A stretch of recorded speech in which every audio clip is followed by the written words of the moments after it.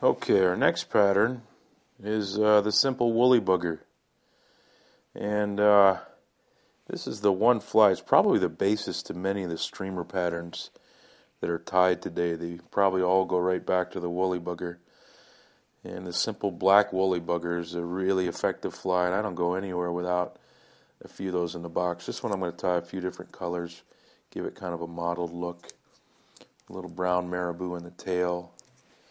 And then I like to wrap this forward. I've got a small thread base on there, but not going all the way forward.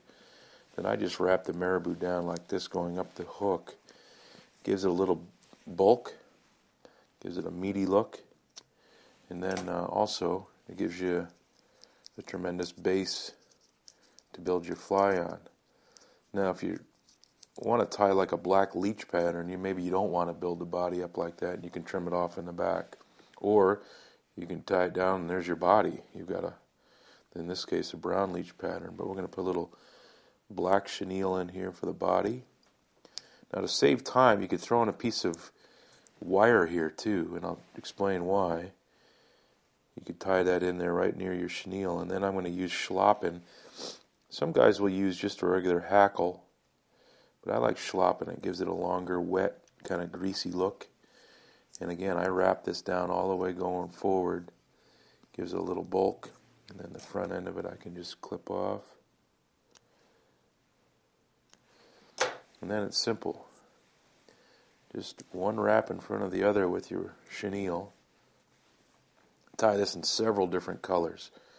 Blacks and olives and browns and yellows. I've caught a lot of cutthroat and cutthroat streams with yellow. I'm going to go a couple more wraps forward there. And of course, if we go into Alaska, the purples and the pinks, all those colors will work to catch fish. But this is just a great, great pattern and so many uses. Now, then I'll take my schlappen here and just palmer it forward. I tied it in with the tip first. And you can see how it's just laying back. Like so. And it's getting long. And when that gets wet, these fibers will just move in the water really nicely. Make it look like it's alive. And then I'll do one wrap off at the front there. Make sure my schlappen is tied off good. Clip that hackle, pull everything back, and just do some really good tight wraps on that head.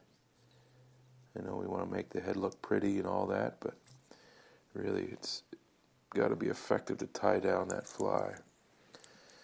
Okay, then a little whip finish. I'm not liking this tool. Okay. There's your woolly bugger.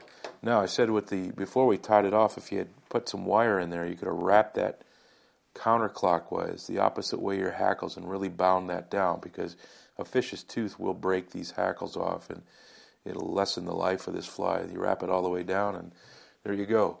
This is a simple woolly bugger.